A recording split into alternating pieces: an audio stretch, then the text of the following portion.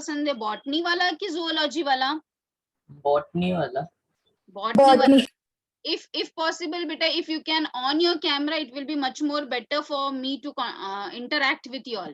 If you can, if there is no network issue, you can please on your video. Okay, Harsh has done it, Gayatri also. Okay, तो हर्ष ने कहा कि मुझे botany पसंद है. What about other children's? Gayatri, what about you beta? Which subject, which part of biology do you like? Do you like zoology or you like botany? Do you know the difference? दोनों में फर्क क्या है? आपको पता है फर्क क्या है दोनों में? Do you all know? Okay, I will tell you. I will introduce all these things. See, biology is a living subject. Whatever you see around you, जो आपको आपके आजू बाजू में दिखाई दे रहा है, फिर वो plants हो, animals हो, human beings हो, bacteria हो, virus हो, जो नहीं भी दिख रहा है, ठीक है? All these are the part of biology. ठीक है?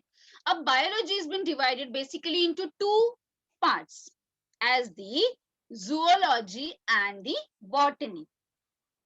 Zoology is basically learning about the animals. And botany is learning about the plants. समझ में आ गया?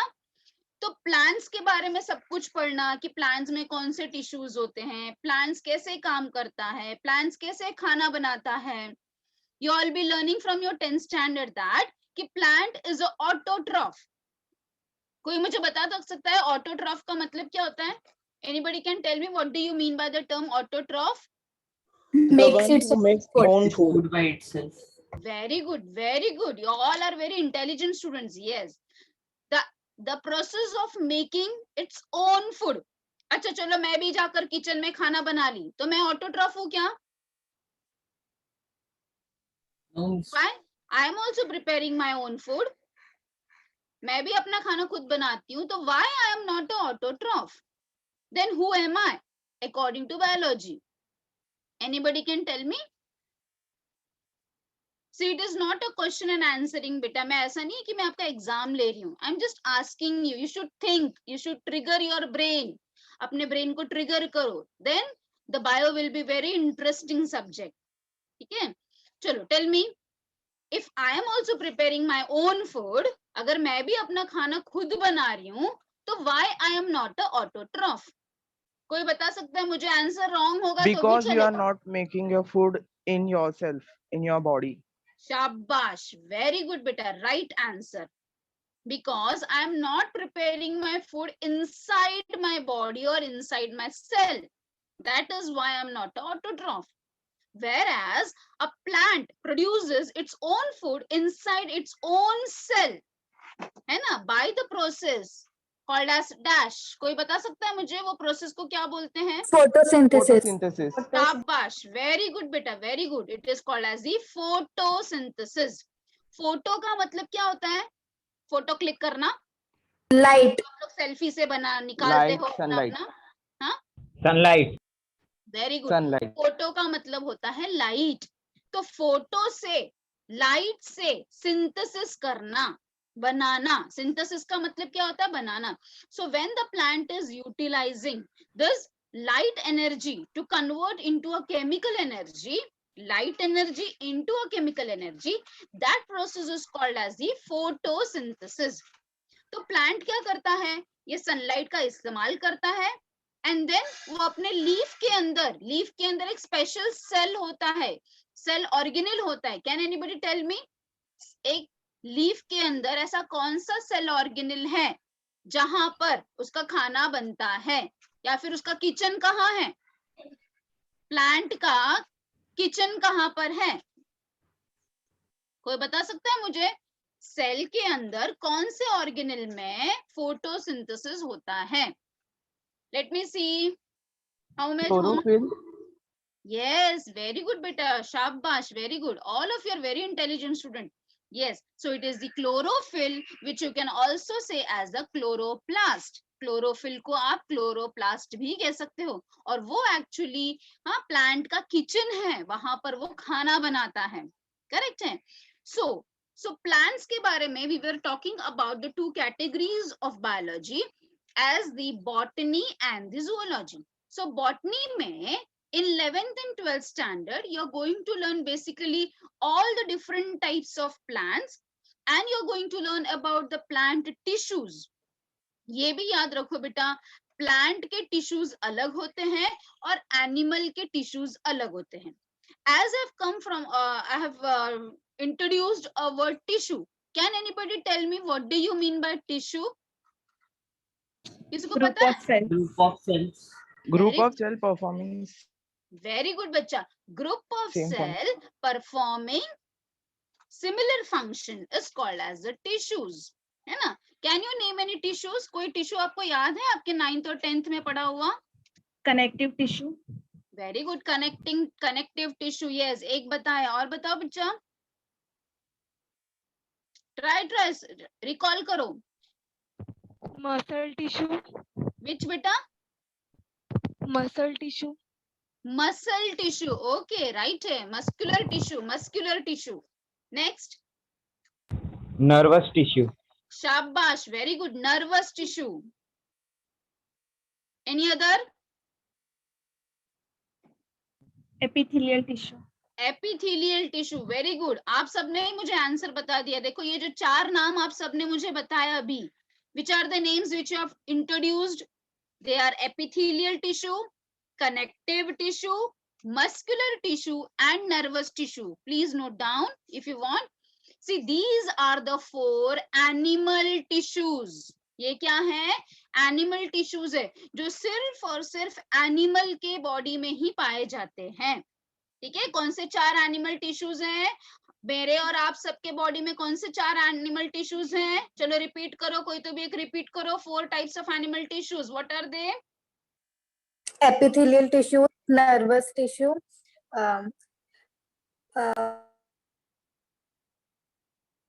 Muscular, muscles. Nervous tissue. muscular Nervous tissue and the muscular tissue. Very good beta. These are the 4 different types of tissues which are present only and only, I'm telling it in the inverted comma, only and only in the animal body. फिर plant के body में जो tissues होते हैं वो different होते हैं क्या? Yes, they are different. They you must have heard about parenchyma, collenchyma. पढ़ा है ये सारे टर्म्स, सुना है? Sclerenchyma, xylem, phloem. Xylem phloem का नाम सुना है बेटा आपने? Obviously you must have heard because it is a part of your 9th and 10th standard syllabus. है ना? सुना है ना? ये नाम सुना है? Yes or no, बच्चा? Yes or no? Yes. So you must have heard that कि these are the conducting tissues. Xylem and phloem has been called as the conducting tissues. See, whatever points I'm telling you now, these are the general points. As it is a first lecture, मैं अभी आपके ऊपर ऐसे bombardment नहीं करना चाहती. It is just an interactive lecture, ठीक है? जिसमें I will be giving you some knowledge also. You can just write down the things because I will be asking you questions also at the last. ठीक है? तो मैंने अभी आपको क्या बताया? एनिमल के अंदर 4 टाइप के टिश्यूज होते हैं. They are the epithelial tissue, connective tissue, then muscular tissue and the nervous tissue. Plants के अंदर डिफरेंट टाइप के टिश्यूज होते हैं. प्लांट्स के अंदर अभी एक एग्जांपल मैं आपको बताना चाहूंगी, जैसे कि कंडक्टिंग टिश्यू. कंडक्टिंग टिश्यूज में 2 नाम आते हैं, xylem and phloem. They are helping in the conduction of food and water in case of plants. ठीक है? तो plant का पूरा system is much more different than an animal का system. चलो, can anybody tell me any 2 or 3 distinguishing point about a plant and an animal? अभी हमें पता है कि ये दोनों भी living organism है, पर दोनों में difference क्या है? Main difference क्या है? Who will tell me? Who will tell me the main difference between a plant and an animal? बताओ बताओ फटाफट. cell wall. Cell wall. Okay, cell wall का difference तो है. Plant के पास cell wall होता है और animal के पास cell wall नहीं होता है. Okay. Next, any other difference? Any other difference? Just think whatever you have learned in your lower classes. अभी तो आपने 10th एग्जाम तो नहीं दिया। Plants have easy tissue and animal have complex tissue. Pardon बेटा, repeat it once again. Plants have easier tissue and animal have complex tissue. No बेटा, it is not a right thing बच्चा। Plants में भी complex tissues होते हैं और animals में भी कॉम्प्लेक्स टिश्यूज होते हैं। ऐसा कुछ नहीं है कि प्लांट के पास सिंपल होता है और एनिमल के पास कॉम्प्लेक्स होता है। You will be learning in your 11th and 12th standard how complicated plants tissues are also. ठीक है, so this is not a valid point, but good you have tried, good. Any other points बच्चा?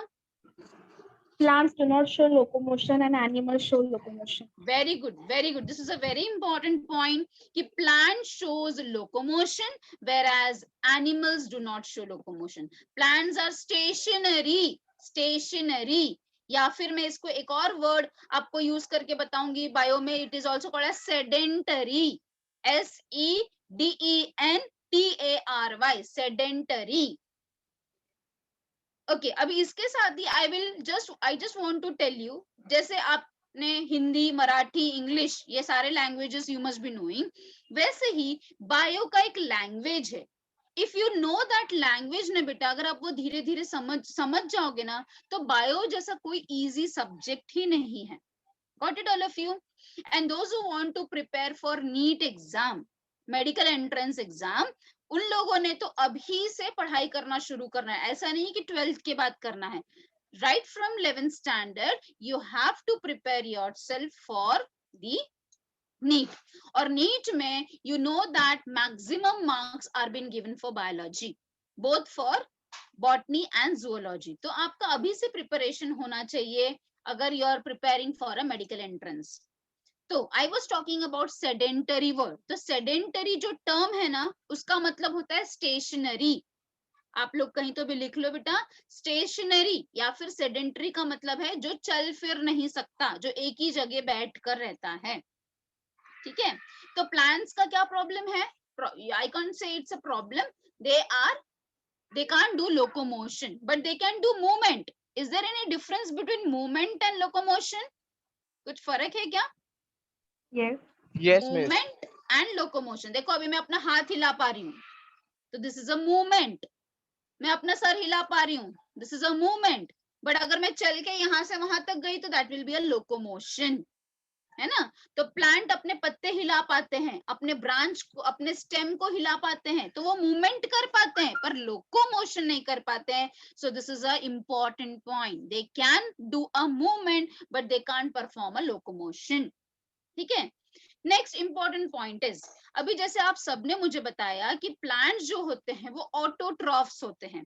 Plant can prepare their own food, but what about animals? Animals are called as heterotrophs. एक और term अभी मैंने आपको introduce किया, heterotrophs, HETERO then TROPHS, heterotrophs.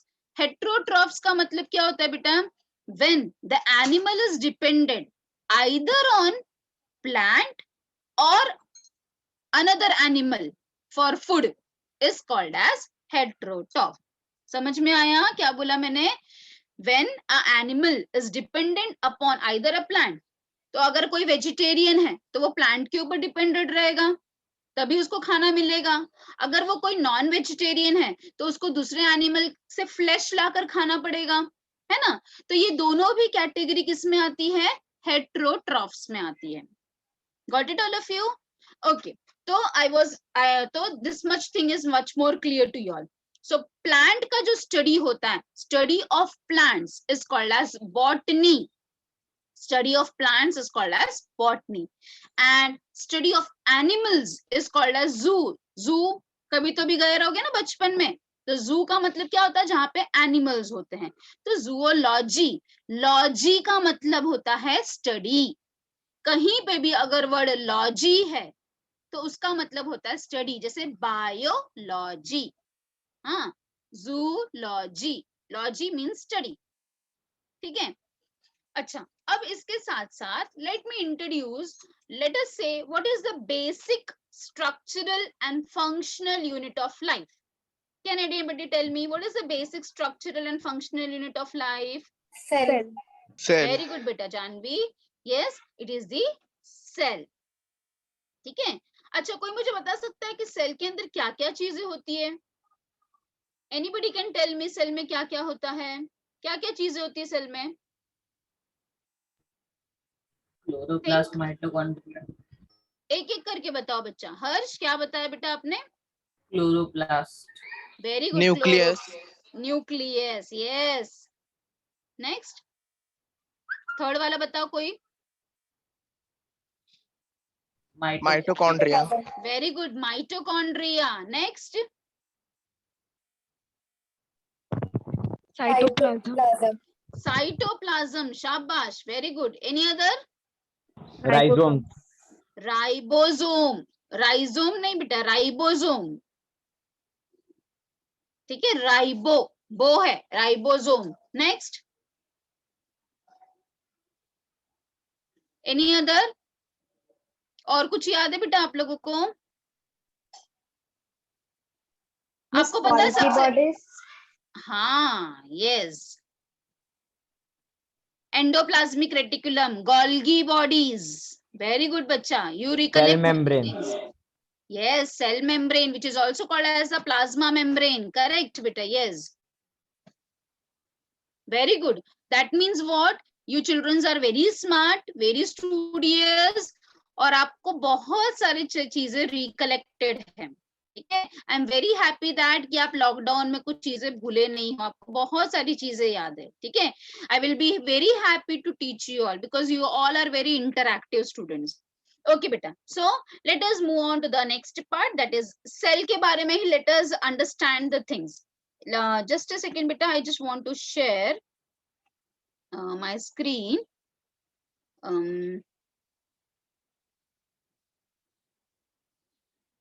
Okay, I will share the screen. Till then you all just tell me about the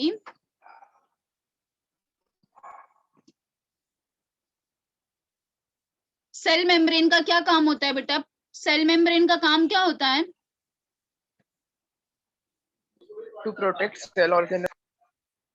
Yes, to protect the cell organelles. Very good beta. To protect the cell organelles. What is the difference between a cell and a cell organelle? कुछ difference है क्या cell और cell organelle में? Are the organs inside cell.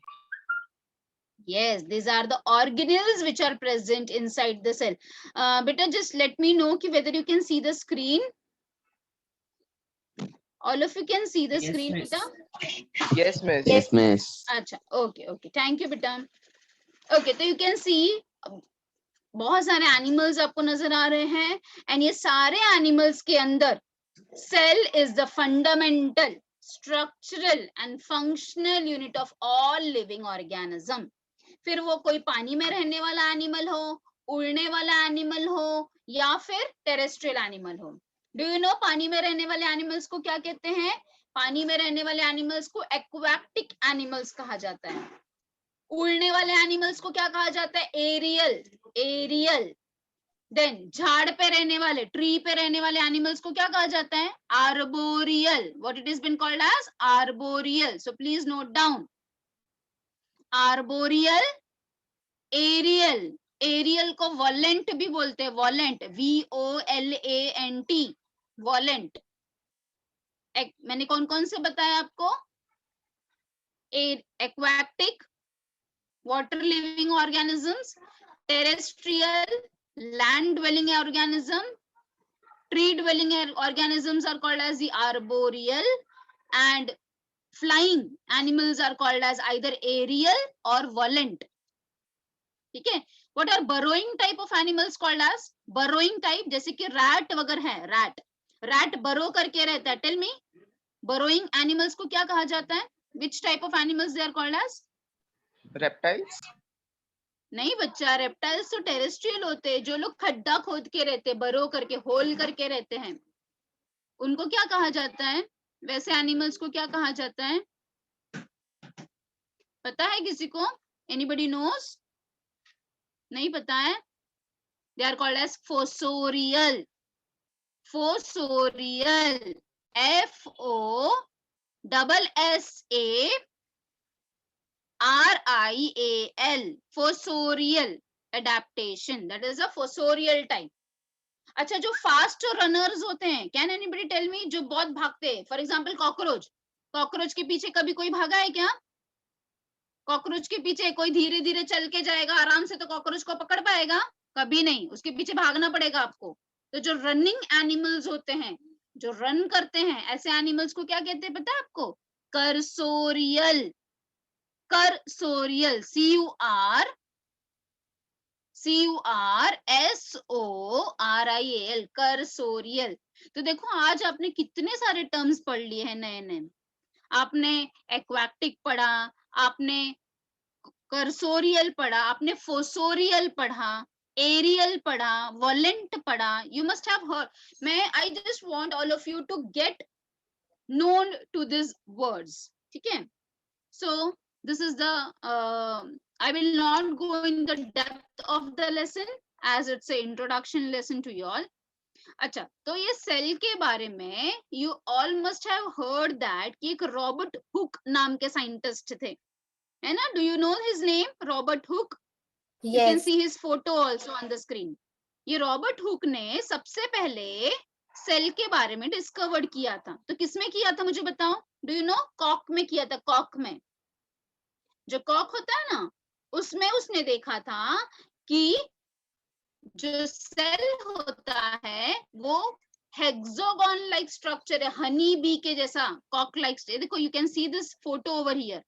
These are the Kock cell. Kock मतलब समझ रहे हैं ना? जो पहले के टाइम पे जो जूने बॉटल्स होते थे ना, तो बॉटल के ऊपर जो लिड होता था, ढक्कन होता था, वो कॉक से किया जाता था, जो प्लांट से बनाया जाता था, ठीक है?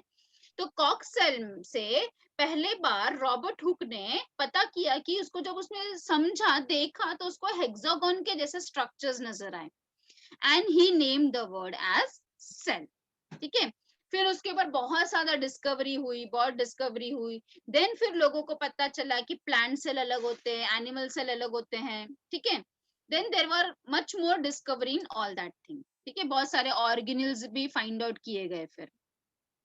Miss, हाँ, यस बेटा, बोलो। Miss, what are you presenting? I can't see. That is what I told you, na beta. You can't see my screen.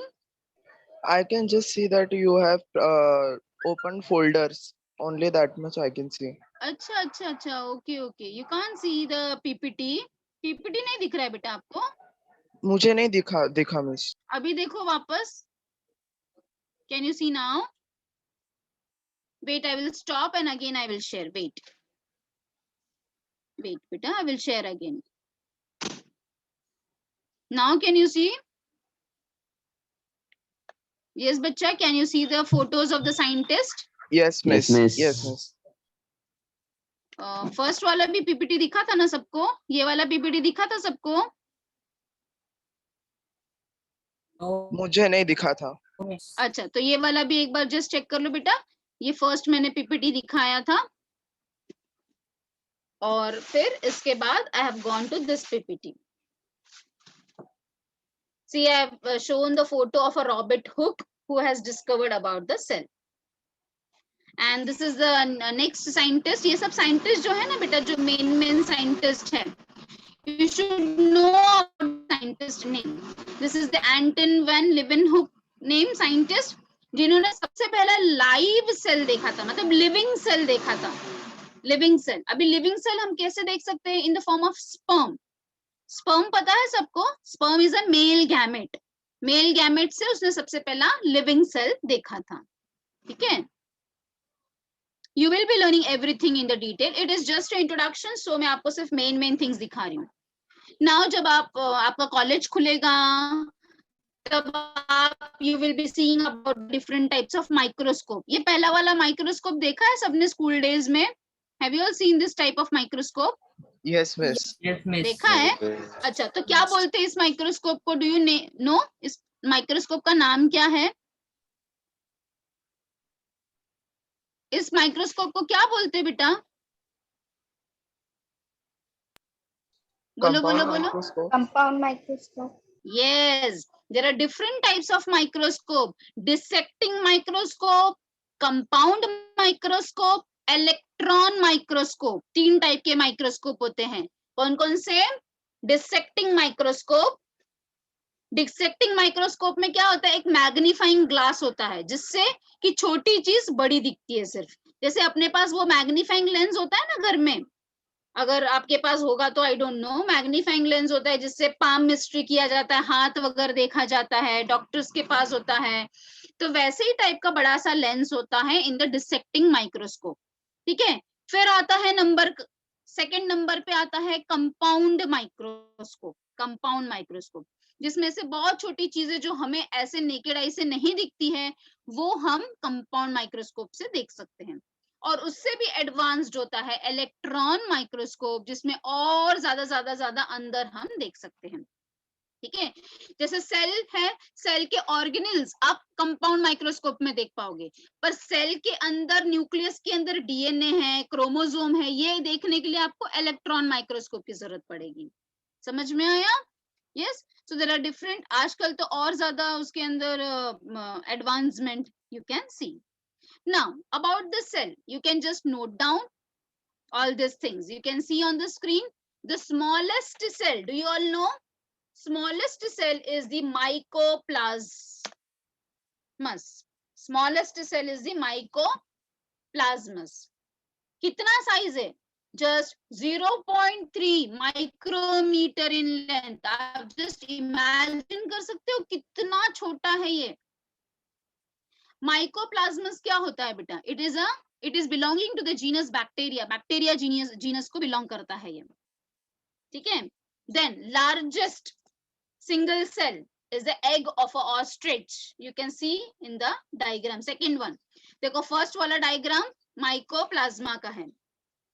First diagram is a mycoplasma. Second you can see is the egg of a ostrich which is the largest single cell. Longest cell, लंबा cell कौन सा होता है? Nerve cell, जो हमारे nervous system में present है। और नर्व सेल का इंपॉर्टेंस क्या है बेटा? Do you know nerve cell का इंपॉर्टेंस क्या है? अभी जो मैं आपको क्वेश्चन पूछ रही हूँ आप मुझे आंसर दे पा रहे हो, it is all because of your nerve cell, है कि नहीं? हाँ या नहीं? I will give you time to write down. I will give you time to write down, बच्चा। First let us see. I will give you time to write down. ठीक है? अभी देखो, what is that called as? मैं आपको question पूछ रही हूँ, you are telling me the answer. It is just an interactive session. So it is because of your nervous system, your brain. You are giving response to stimulus. Response to stimulus, है ना? जैसे आपको किसी ने चिमटी लिया तो आप तुरंत हाथ हटाओगे, किसी ने कुछ पूछा आप जवाब दोगे। तो ये सब क्या है? It is because of a complex system in our body, that is a nervous system, जिसके अंदर होता है नर्वस टिश्यू, और नर्वस टिश्यू में बना होता है नर्व सेल। समझा? नर्वस सिस्टम, सिस्टम के अंदर टिश्यू, टिश्यू के अंदर नर्व सेल, और नर्व सेल सबसे लंबा सेल है।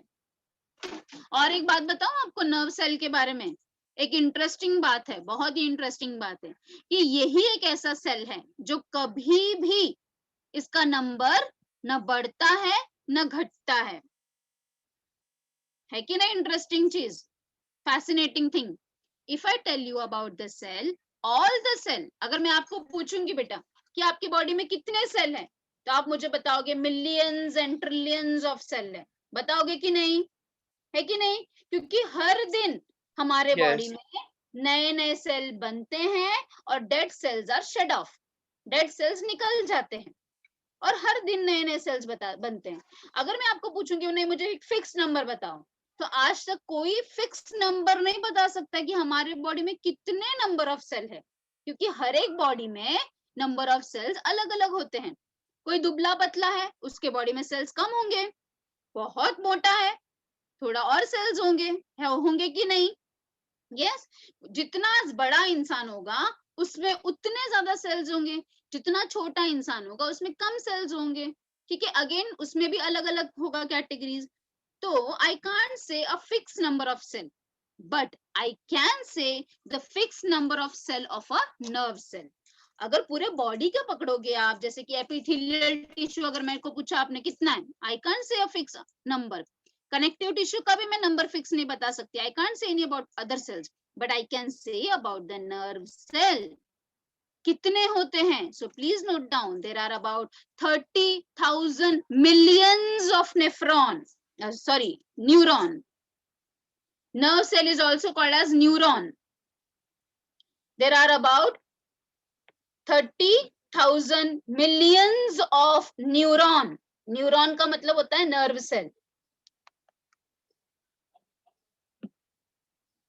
In a human body.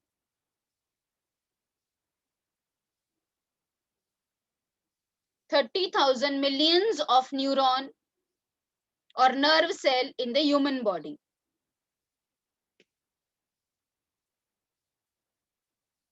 Now next question arises कि how I can say a fixed number.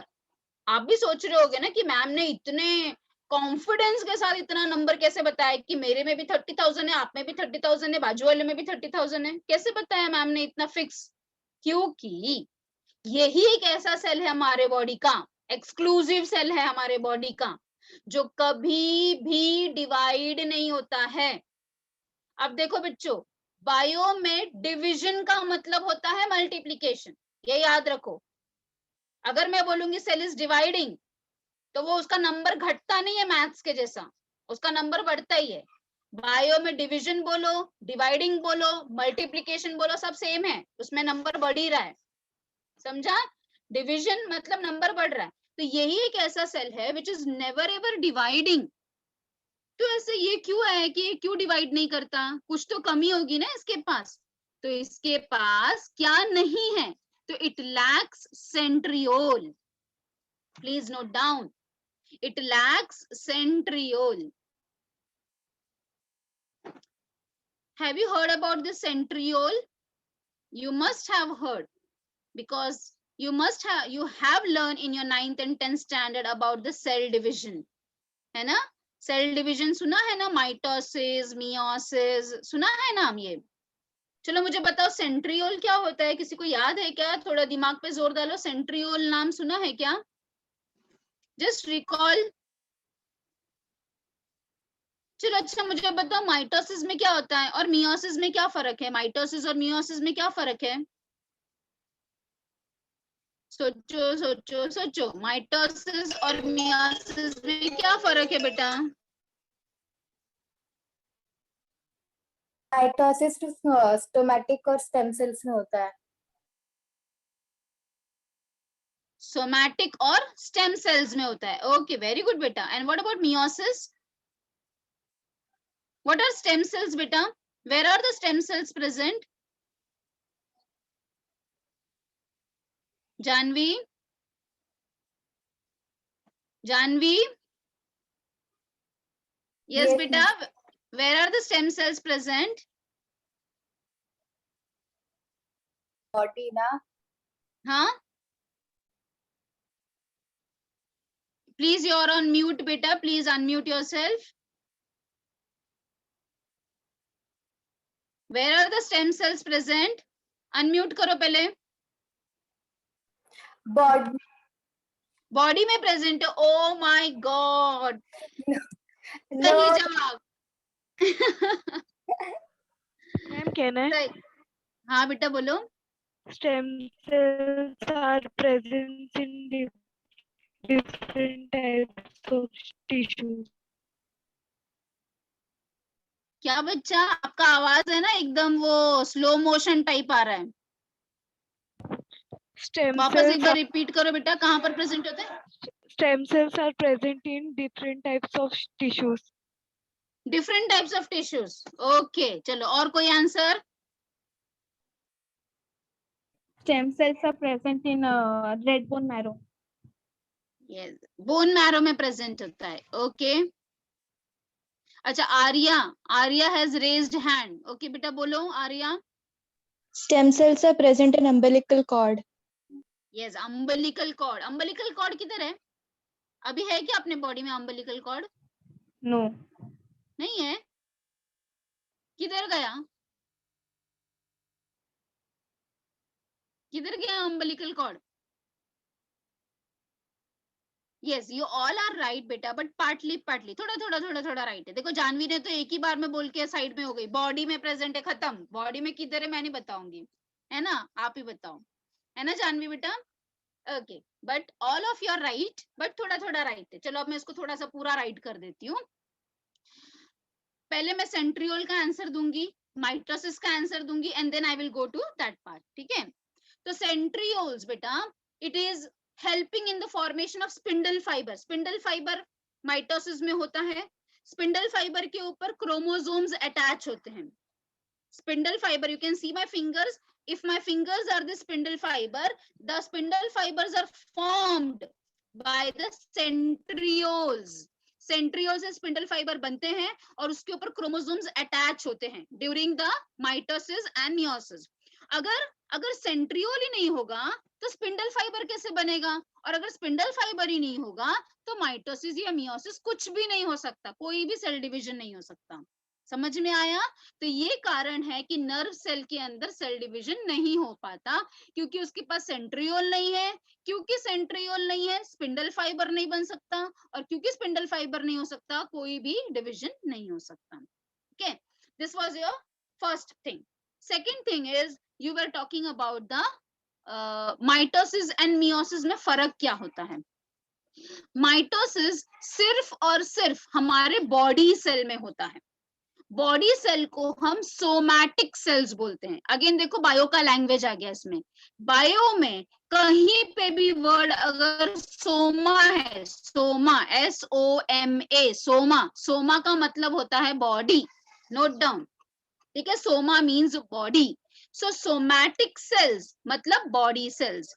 मेरे बॉडी सेल्स में जहां पे भी सेल ग्रो हो रहा है वहां पे माइटोसिस हो रहा है। जैसे मुझे चोट लग गई, मैं गिर गई, मैं चोट लग गई मुझे, वहां पे थोड़े दिन के बाद ठीक हो जाएगा ना? कैसे ठीक होगा ये? बिकॉज वहां पे माइटोसिस होगा, ठीक है? जब हम सब हुए थे तब इतने छोटे से थे, ऐसे हम 2 हाथ में थे, अब हम बढ़ के इतने बड़े हो गए। कैसे हो गए? माइटोसिस हुआ हमारे बॉडी में। छोटे से बड़े बड़े बड़े बड़े होते गए तो माइटोसिस होते गया। Now also mitosis is taking place. जैसे एक बड़े होने के बाद एक टाइम के बाद ये ग्रोथ रुक, मतलब ये हाइट बढ़ना रुक जाता है, पर फिर भी सेल डिवीजन अंदर चालू होता है फॉर रिपेयरमेंट, ठीक है? क्योंकि हर दिन हमारे कुछ सेल्स डैमेज होते हैं तो उसको वापस रिप्लेस किया जाता है बाय दी माइटोसिस, ठीक है? तो आपको एक जनरल व्यू समझ में आ गया माइटोसिस क्यों होता है, कहाँ होता है? It is done for repayment, for growth, ठीक है? अब हम बात करते हैं मियोसिस के बारे में कि मियोसिस कहाँ पर होता है। तो मियोसिस सिर्फ और सिर्फ हमारे रिप्रोडक्टिव सेल्स में होता है, only and only in the reproductive cells. क्यों सिर्फ रिप्रोडक्टिव सेल्स में होता है? बिकॉज क्रोमोसोम नंबर को आधा करना होता है गैमेट्स में। क्रोमोसोम नंबर को आधा करना होता है गैमेट्स में, male gamete and female gamete में। देखो आप सबको पता है रिप्रोडक्शन के टाइम पे mail gamete female gamete fuse होता है टू फॉर्म अ जाइगोट, है ना? तो अगर अभी हम, मेरे बॉडी में 46 क्रोमोसोम है, ठीक है? अगर मेल के बॉडी में भी 46 क्रोमोसोम है, फीमेल के बॉडी में भी 46 क्रोमोसोम है। अगर 46 वाला एग बनेगा, 46 वाला स्पर्म बनेगा, तो जाइगोट कितने वाला क्रोमोसोम वाला बन जाएगा? समझ में आया? समझ में आया मैं क्या बोलना चाह रही हूँ? तो 23 वाला स्पर्म बनता है, 23 वाला एग बनता है और फ्यूज होके वापस 46 क्रोमोसोम वाला ऑर्गेनिज्म बनता है। समझ में आया? तो जस्ट इमेजिन कि नेचर ने हर एक चीज को कितना परफेक्ट रखा है। Everything is so much balanced in our body कि अगर क्रोमोसोम नंबर रिप्रोडक्टिव सेल में भी 46 होता तो हर जनरेशन में कोई नया नया ऑर्गेनिज्म बनता रहता। सेम स्पीशीज कंटिन्यू कभी नहीं हो पाता, क्योंकि अगर एक क्रोमोसोम का भी फर्क हुआ ना बेटा तो ऑर्गेनिज्म पूरा चेंज हो जाता है। आपको पता है हमारे पास 46 क्रोमोसोम है और जो गोरिल्ला होता है उसके पास 48 क्रोमोसोम है। देखो हम कितना अलग दिखते हैं, गोरिल्ला कैसे दिखता है और हम कैसे दिखते हैं, कितना फर्क है। समझ में आया? तो सिर्फ एक क्रोमोसोम या 2 क्रोमोसोम से पूरा अपीयरेंस चेंज हो जाता है। तो अगर 46 का डबल हो जाएगा तब तो वो कुछ अलग एनिमल ही बन जाएगा। समझ में आया? तो बैलेंस करने के लिए मियोसिस सिर्फ और सिर्फ रिप्रोडक्टिव सेल्स में होता है, so that half number of chromosomes should be formed, and while fusion, while formation of zygote, they will automatically become 46 chromosome. Got it, all of you? Yes. Now this is what now comes the topic of a stem cells. ये stem cells क्या है? See, stem cells, one of the child has told me it is present in the umbilical cord. What is this umbilical cord? Umbilical cord is a connection which is connecting the mother and the embryo. Embryo मतलब जो developing child होता है, womb में, uterus के अंदर जो developing child होता है उसे हम एम्ब्रियो बोलते हैं या फिर फीटस भी बोल सकते हैं। अगेन अ बायो का टर्म फीटस, ठीक है? तो बच्चे और माँ के बीच में जो कनेक्शन होता है, कनेक्शन मतलब कनेक्शन किस चीज का? फॉर ट्रांसपोर्ट, फूड का ट्रांसपोर्ट, एक्सक्रीशन, जो बच्चे का एक्सक्रीशन फॉर्म हो रहा है वापस मदर के बॉडी में आ रहा है, मदर के बॉडी से न्यूट्रिशन जा रहा है बच्चे को, तो ये जो टू एंड फ्रो का जो ब्रिज फॉर्म कर रहा है, it is because of this umbilical cord. See, it is also very much interesting to learn about the human reproductive system, how a baby is formed in the embryo. It is also a very complex and a very beautiful topic you will be learning in your 12th standard. ठीक है? You will be learning everything in the 12th standard, how an embryo is formed, how the connection in a mother and a baby has been formed during this 9 month of pregnancy. ठीक है? So when you are touched to the bio, you will be touched to your body itself. ठीक है? आप अपने body के बारे में हर एक सिस्टम के बारे में पढ़ोगे. ठीक है? Now again come back to the stem cells. Stem cells are the embryonic cells which can develop into the any type of cell. ठीक है? अब ये समझाने के लिए मैं आपको सिंपल फॉर्म में समझाऊंगी, बिकॉज अगर मैं स्टेम सेल्स आपको समझाने लगी तो I will require one more lecture for you all to explain. But अभी मैं शॉर्ट में आपको बताऊंगी कि स्टेम सेल्स ऐसा चमत्कारिक, ऐसा मिरेकल सेल होता है कि उससे कोई भी सेल्स बन सकता है. ठीक है? इसीलिए आप लोगों ने सुना होगा अपने मम्मी से कि आजकल अम्बिलिकल कॉर्ड को प्रिजर्व करके रखा जाता है.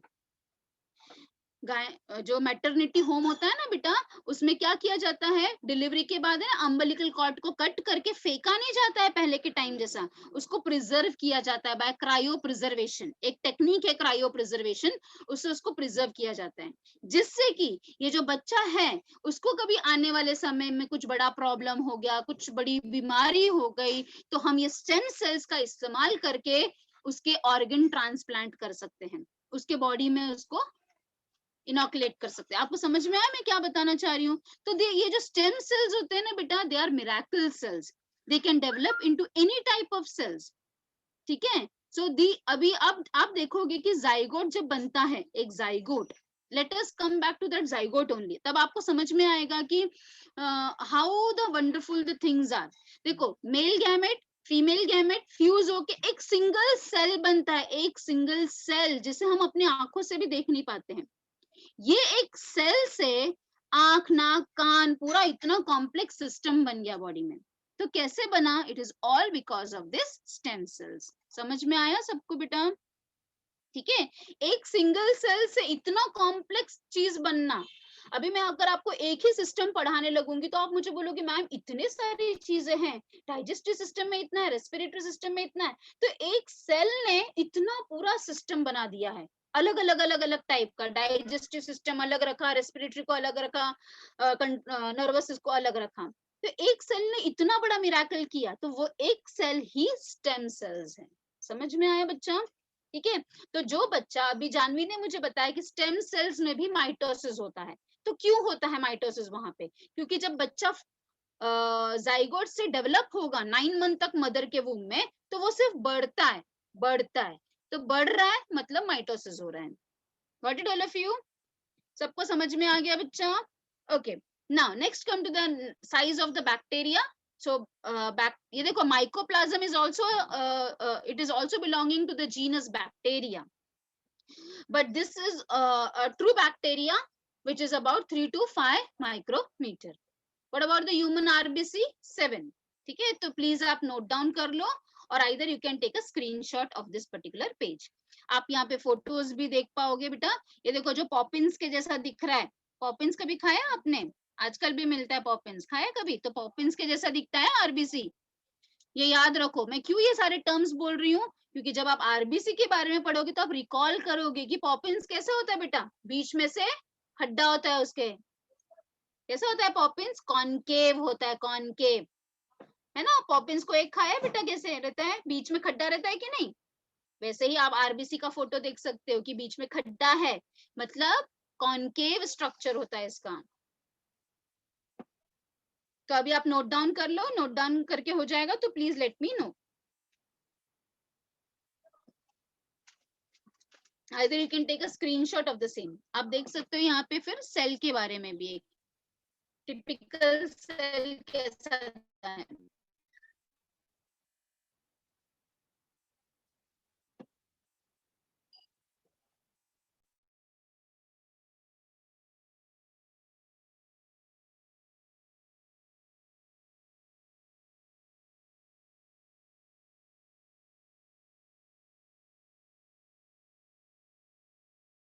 यस बेटा, हो गया सबका लिख के? All of you have done? Yes, miss. Yes, miss. Okay, okay. So I hope much more things have been much clear to you all. Okay. अब हम साइज के ऊपर देखते हैं. तो जैसे अभी मैंने आपको अलग अलग ये बताया, तो सेम कुछ लंबे हैं, कुछ बड़े हैं, वैसे ही सेल का शेप भी अलग अलग होता है. अभी आप इस फोटो में देख सकते हो. अभी ये सारे फोटोज आप बहुत ही वेल वर्स्ड होगे. पैरेन्काइमा गोल गोल दिख रहा है. कोलेनकाइमा का शेप देखो कैसा है. स्क्लेरेनकाइमा का शेप. ये सब फोटोज, ये सब डायग्राम्स आपने स्कूल डेज में ड्रॉ किए कि नहीं? यस, आई एम श्योर कि you must have drawn all this things. आप यहाँ पे देखो नर्व सेल का देखो कैसा. ये वाला भी आपने ड्रॉ किया आपके 9th-10th में. देखो ये स्पर्म है, ये एग है, ये ब्लड सेल्स है अलग अलग टाइप के, ये बोन सेल्स है. This are the muscle cells which are spindle shape. This are cardiac cells. Cardiac cells मतलब, कार्डियक का मतलब होता है हार्ट. कार्डियक का मतलब होता है हार्ट. ठीक है, ओके. तो यू कैन सी दैट जो काम है वैसे शेप, सेल का शेप्स अलग अलग होता है. कुछ डिस्क शेप के होंगे, कोई पॉलीगोनल होगा. पॉलीगोनल मीन्स कोई भी इरेगुलर शेप को हम पॉलीगोनल बोलते हैं. कुछ लंबे लंबे सेल्स होंगे. लंबे सेल्स होंगे तो उसको हम बोलेंगे कॉल्यूमनार. कॉल्यूमनार का मतलब होता है लंबा, टॉल. ठीक है, कॉलम का मतलब लंबा या टॉल. क्यूबॉइडल का मतलब होता है क्यूब के जैसा. कोई थ्रेड के जैसा होगा, कोई इरेगुलर होगा. समझ में आया? तो सेल ऐसा नहीं है कि सेल हमेशा गोल ही होगा. सेल कोई भी शेप का हो सकता है कि वो कहाँ पर प्रेजेंट है उसके अनुसार है. जैसे स्पर्म भी तो एक सेल ही है ना, पर स्पर्म के पास तो पूंछ भी है, टेल भी है जिससे वो चल सकता है. एग भी एक सेल है पर वो देखो अलग दिखता है. नर्व सेल भी तो एक सेल ही है पर कितना लंबा सा है. फिर अभी मैंने आपको आरबीसी के बारे में बताया. आरबीसी भी तो एक सेल है पर वो पॉपिंस के जैसा दिखता है. समझ में आया बेटा? तो there are different categories of this cell. ठीक है, अलग अलग शेप होता है सेल का. और there are basically 2 different types of cell as a prokaryotic and eukaryotic. कोई मुझे बता सकता है बेटा प्रोकैरियोटिक और यूकैरियोटिक में क्या फर्क है? Anybody? ये वर्ड सुना है आपने, prokaryotic and eukaryotic? Yes, miss. Prokaryotic are underdeveloped cells. Underdeveloped, okay. Malnourished. Yes, miss. कुपोषित सेल. And कुपोषित. eukaryotes अरे are मैं तो well-developed मजाक cells. कर रही हूँ. Okay, they are developed and they are undeveloped. ऐसा कह रहे हो आप? अच्छा. Okay, any other answer? Any other answer बेटा? In teacher, in prokaryotic cells, nucleus is absent, and in eukaryotic cells, nucleus is present. Okay, very good बच्चा. Very good. Very good. Any other points? किसी को कुछ याद आ रहा है? School days में teacher ने पढ़ाया हुआ टाइम पे? Prokaryotics are unicellular and eukaryotics are multicellular. ऐसे जरूरी नहीं है बच्चा, यूकैरियोट्स में भी यूनिसेलुलर होते हैं, ठीक है? ऐसा नहीं है कि यूकैरियोटिक ऑर्गेनिजम्स, हम तो सेल के बारे में ही पढ़ रहे हैं ना, तो सेल तो एक ही है, पर प्रोकैरियोटिक ऑर्गेनिज्म और यूकैरियोटिक ऑर्गेनिज्म नहीं बोल रही हूँ बच्चा, मैं सेल के बारे में बोल रही हूँ। यूकैरियोटिक ऑर्गेनिज्म में भी यूनिसेलुलर होते हैं, ठीक है? सो दिस इज, आप इसको थोड़ा करेक्शन कर लो बेटा। हाँ, एनी अदर पॉइंट्स? प्रोकैरियोट्स और यूकैरियोट्स में क्या डिफरेंस है? हर्ष बेटा, कैन यू टेल? नो, कुछ सोचो ना, मैं ऐसे थोड़ी ना बोलती हूँ कि आप रॉन्ग हो जाओगे तो क्या हो गया, रॉन्ग होगा तो भी चलेगा, पर आपका थिंकिंग लेवल बढ़ेगा, ठीक है? It is not an exam ना, you can just say your thing, I will correct you. अच्छा चलो मैं बताती हूँ, देखो अगेन बायो का टर्म है, बायो का टर्मिनोलॉजीज है। प्रो का मतलब आप लोग का भाषा वाला प्रो नहीं, ठीक है? बायो का भाषा वाला प्रो क्या होता है? प्रो मीन्स जो पहले आता है, प्रिमिटिव। प्रो का मतलब होता है प्रिमिटिव, जो पहले आता है। कैरियो का मतलब होता है न्यूक्लियस, तो पहले आया हुआ न्यूक्लियस या प्रिमिटिव न्यूक्लियस या फिर पहले आया हुआ न्यूक्लियस। यूकैरियोटिक का मतलब है जो बाद में इवॉल्व हुआ है। तो you must have heard one topic as evolution. ऐसे ही ह्यूमन बीइंग तो एक ही दिन में तो अर्थ पे आके नहीं खड़े हो गए ना, there is a step wise evolution. Again that also you are going to learn in your 11th and 12th कि कैसे स्टेप वाइज इवोल्यूशन हुआ है, कैसे एक एनिमल जो पानी में था वो धीरे धीरे टेरेस्ट्रियल पे आया। तो सबसे पहला जो इवोल्यूशन में जो सबसे पहला सेल फॉर्म हुआ था वो प्रोकैरियोटिक सेल था। फिर उसमें इवोल्यूशन होते गया और फिर एक वेल डेवलप्ड यूकैरियोटिक सेल बना। जैसे हम अगर मोबाइल की बात करेंगे, अब अपने मम्मी पापा को पूछो पहले के टाइम का कैसा मोबाइल था, वो डायल करने वाला, ऐसा रिसीव करने वाला, वायर वाला, बड़ा वाला वायर वाला, है ना? फिर इवोल्यूशन हुआ, मोबाइल आया जिससे सिर्फ हम कॉल सुन सकते थे, कर सकते थे। फिर इवोल्यूशन आया, उसमें रेडियो आया। फिर इवोल्यूशन हुआ, अब इतना ज्यादा इवॉल्व हो गया अपना मोबाइल फोन कि हम इस पे लेक्चर सुन सकते हैं, गाना सुन सकते हैं, गूगल कर सकते हैं। मीन्स ऐसा कोई चीज नहीं है जो हम मोबाइल से नहीं कर सकते, है कि नहीं? तो ये क्या हुआ, मोबाइल में स्टेप वाइज इवोल्यूशन, फोन में, मोबाइल में, है ना? वैसे ही यूकैरियोटिक सेल, हमारे पास यूकैरियोटिक सेल है, पर हमारे पास जो इतना वेल डेवलप यूकैरियोटिक सेल है वो आया कहाँ से? प्रोकैरियोटिक सेल से आया। प्रोकैरियोटिक सेल में इवोल्यूशन होते गया and then there is a well develop eukaryotic cell form. Is that clear? तो in 11th standard you will be learning in detail कि प्रोकैरियोटिक सेल कैसा दिखता है, कौन से ऑर्गेनिज्म के पास प्रोकैरियोटिक सेल होता है, यूकैरियोटिक कैसा दिखता है, उन दोनों में डिफरेंस क्या है। समझ में आया? Everything you are going to learn in your 11th as well as your 12th standard. See bio में I have heard that, मैंने अभी तक का मैंने देखा है कि बहुत सारे बच्चे 11th के बाद 12th में बायो को छोड़ देते हैं, ऐसे बहुत सारे बच्चे हैं। बट आई रिक्वेस्ट यू बेटा कि please don't leave biology, not because I am a bio teacher, इसलिए नहीं। Now you see we all are been locked at home, क्यों है? बिकॉज ऑफ वायरस, है ना? एंड आज के टाइम पे यू नो दैट कि the subject which is much more sustaining is the biology.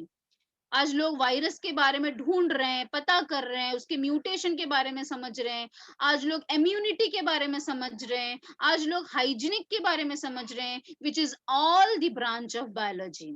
ठीक है? So bio will be with you lifelong. So don't skip biology in your 11th and 12th standard. ठीक है? That is my personal request, not because for a bio teacher, but you should know about your own system. आपको आपके खुद के system के बारे में पता होना चाहिए कि आपका डाइजेस्टिव सिस्टम कैसा दिखता है, कैसे काम करता है, आपका रेस्पिरेटरी सिस्टम। आजकल रेस्पिरेशन का ही तो प्रॉब्लम होता है सबको कोरोना की वजह से। तो अगर आपको पता है कि आपका रेस्पिरेटरी सिस्टम में क्या क्या चीजें हैं, कैसे काम करता है हमारा रेस्पिरेटरी सिस्टम, तो you can obviously take a precautionary measures. Got it, all of you? ठीक है? So learning, don't just think of rattafying biology. Understand biology. Terms के लिए, see every subject has its difficulty. I have heard from the children that कि bio उनको पसंद नहीं है क्योंकि उसमें बहुत ज्यादा hard terms होते हैं. So every subject has its own difficulty level. है ना? केमिस्ट्री में बोलोगे इतना रिएक्शंस है, फिजिक्स में बोलोगे इतना डेरिवेशंस है ना, मैथ्स में बोलोगे इतने फॉर्मूलाज है, वैसे बायो में थोड़ा सा टर्म्स है ना, but bio will is in you, ठीक है, इज यू अराउंड यू, तो इसके लिए बायो इज इम्पोर्टेंट, ठीक है। सो about all these things, I hope all of you have enjoyed today's lecture. You must have gained some knowledge, ठीक है। Anybody is having any query, you can just ask me. Anybody is having any query? Anyone, beta? Have you all understood? Have you all enjoyed the lecture today? Yes or no? Yes, miss. Yes, yes. Yes, miss. Okay. Chalo then. So can we stop for today's lecture? Now I will be giving you questions. मैं आपको questions दूंगी अभी, and then you can just solve it. ठीक है? Yes, miss. Okay, beta. So let us meet tomorrow. Tomorrow again you are having